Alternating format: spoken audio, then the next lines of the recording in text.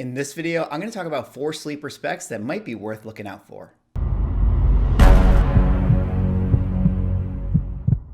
Ladies and gentlemen, welcome back to another video with Swagglehaus. And in this video, we're going to talk about 4 sleeper spec books that might be worth looking out for. Now, it's been a little while since I've done my last sleeper spec books with Swagglehaus video, but I think I'm excited about this one because we got 4 really interesting books in my opinion. But before I get into those ones, if you guys could drop me a like or comment or subscribe if you're enjoying the content, help support the channel, do one of those things, I would appreciate it. But let's get into the video here today. And like I have to do with all speculation or investment type videos, I got to give you guys a little bit of a preface. Don't be getting FOMO out there. Don't be, buying these books for, $50 off of eBay. Make sure that you're patient. Try to find these things in the wild because all the books I'm about to talk about are books that I feel like could get hot in the future, but aren't necessarily long-term holds. So, you definitely want to get a good entry point with these books here today. And of course, the last little preface is that this is all speculation. I can't predict the future. I have no idea what's coming in the MCU, but I do think that all the books I'm going to talk about today are very interesting. So put on your tinfoil hat and let's go to Pepe Sylvia Town with Swagglehaus. Pepe Sylvia, I look in the mail.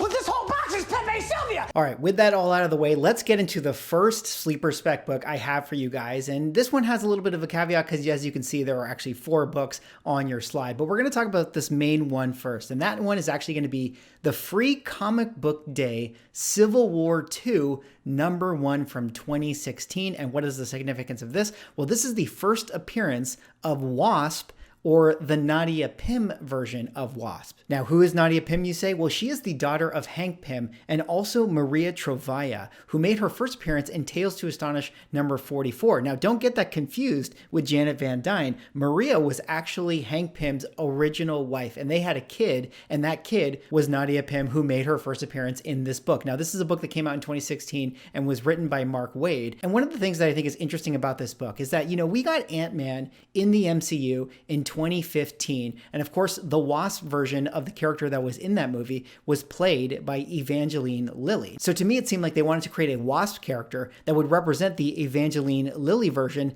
on the screen. And they decided to make Nadia Pym. And for all intents and purposes, Nadia Pym has sort of become the go-to Wasp, kind of in the way that Scott Lang has become the go-to Ant-Man in the current comic books. And I think that is not by coincidence that the character design for Nadia Pym in her first appearance actually looks a lot like Evangeline Lilly. And now you're probably wondering, well, Swagglehaus, why didn't they just call Nadia Pym Hope Pym? Well, the problem with that is that they actually already had a Hope Pym. She made her first appearance or first full appearance in A Next #12 from 1999, except one of the issues with this appearance is that she came in the universe of Marvel Comics 2, which was an alternate universe not connected to Earth 616, and I don't know if it was that popular. So I could totally have seen the conversations in the MCU being like, hey, we need to create a Wasp character, but it can't be Janet Van Dyne. Hey, there's a comic book that has a character known as Hope Pym. Let's just call Evangeline Lilly Hope Pym. And then we find ourselves in the comic books and Mark Waid is asking himself, hey, should I just redo this Hope Pym? That character's kind of weird. Let's just make a new one and call her Nadia. Oh, by the way, in Russian, Nadia means hope. And Nadia's mom is Russian, so ipso facto, Nadia Pym is basically the representation of Evangeline Lilly Wasp in the current comic book. And honestly, it wouldn't really surprise me if they just started calling Evangeline Lilly's character Nadia in the future. Like, I could see Kevin Feige thinking, hey, we got to create synergy with the comic books here. How do we change her name to Nadia? Hey, let's have Yelena Belova show up and she'll have a conversation and she'll be like, hey, what's your name? Hey, my name's Hope. Oh, Hope, that means Nadia in Russian. I'm going to call you Nadia. And then Evangeline Lilly just goes, okay, cool. But regardless, it feels like the Hope Pym or Nadia Pym, Evangeline Lilly version of the Wasp is going to be an important character moving forward in the MCU. And whether you get Free Comic Book Day Civil War #2 or A-Next #12 or A-Next #10, which happens to be her first cameo appearance, or all new, all different Avengers #9, these are all cheap books that you can get your hands on and might be a great sleeper spec. And I think that there's a lot of opportunity considering this book is really not that expensive in the raw form, nor is it expensive in slabs. And speaking of slabs, let's take a moment to talk about the sponsor of this video, my MySlabs.com. Now, for those who don't know, MySlabs.com is an online marketplace that specializes in graded collectibles. And one of the best things about this website is that, as you can see right there, 1% fees for sellers. So sellers get to keep more money in their pockets and they can make better deals with buyers, and everybody wins overall. I'm going to play this little commercial for you guys, and then we will continue on with our sleeper specs. Tired of paying 10%, 15% or more to sell your cards, comics, and digital collectibles? How does 1% sound? Too good to be true? Well, not anymore. MySlabs.com is the web's premier user-driven marketplace for buying and selling slabbed cards, sealed wax, and now slabbed comics and digital collectibles. So the next time you're forced to pay 10% or more to sell something from your collection, head over to MySlabs.com and join the 1% revolution. Definitely go check out MySlabs.com and see if it's a marketplace for you. They got some great books, they got great deals, and they might have some really good sleeper specs. And speaking of which, let's go on now to our second book. All right, my second sleeper spec book is actually going to be Inhumans number 11 from 1977. And what is the significance of this? Well, this actually is the first appearance of the character known as Korath.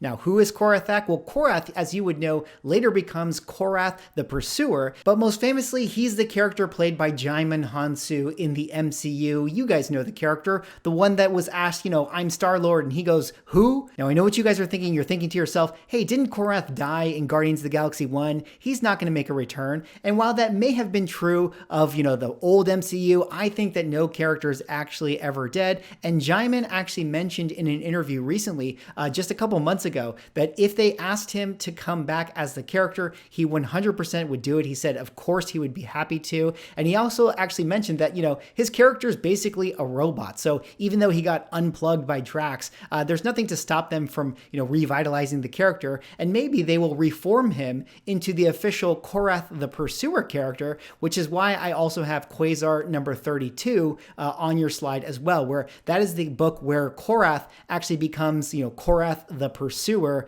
which is maybe his more iconic name. But this is sort of a situation similar to like Eros and Eros becoming Star Fox. I still think that Inhumans 11 is the go-to book. I mean, you see the images of Korath. He basically looks the same. I mean, it even says Pursuer on the cover as well. So it's not like he wasn't Korath the Pursuer effectively in that book. But even just stepping back from all that, I think that the Kree race are going to be extremely important for Cosmic MCU. And I think Kevin Feige is thinking about utilizing all the characters that they have at their disposal. That's one of the reasons why I think they even brought Korath back to the What If show. Djimon did all the voices once again. So I think that they're thinking about this character, thinking about ways they can bring him back into the MCU. And I wouldn't be surprised to see him in something like The Marvels next year. And if they did bring him back and he was in that film, I could definitely see him making an appearance on a team like Star Force, which is actually going to be my next sleeper spec book, Avengers number 346 from 1992.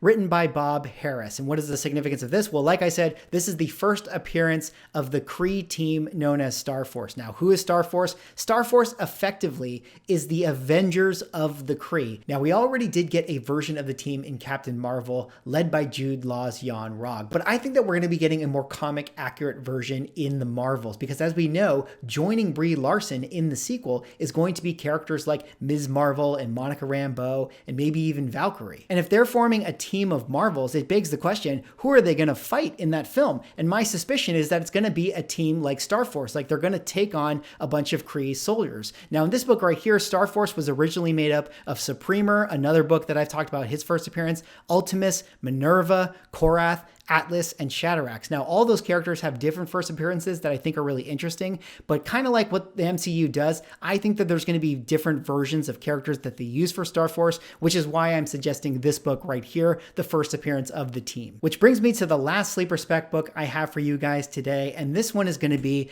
Nick Fury's Howling Commandos number 1 from 2005, written by Keith Giffen. And what is the significance of this? Well, this is the first team appearance of the Monster Howling Commandos. Now, the Monster Howling Commandos was a team comprised of Werewolf, Vampire by Night, Living Mummy, Frankenstein, Clay Quartermain, and the Zombie, otherwise known as Jasper Sitwell. Now, this team is sort of the monster squad of S.H.I.E.L.D., and it feels like with everything going on in the MCU, with all the speculation of Midnight Suns and Marvel going more horror, more monster, it definitely feels like a team like Nick Fury's Howling Commandos could definitely also make an appearance eventually. One of the recent rumors right now is that Vampire by Night is going to be showing up in the Halloween special. So it totally seems like the possibility that that character could join a team like Nick Fury's Howling Commandos. That could be a way that they sort of connect the dots with everything. On top of all that, this is the first appearance of the character known as Warwolf. Warwolf, not a big Marvel character, but an interesting one because there was an animated cartoon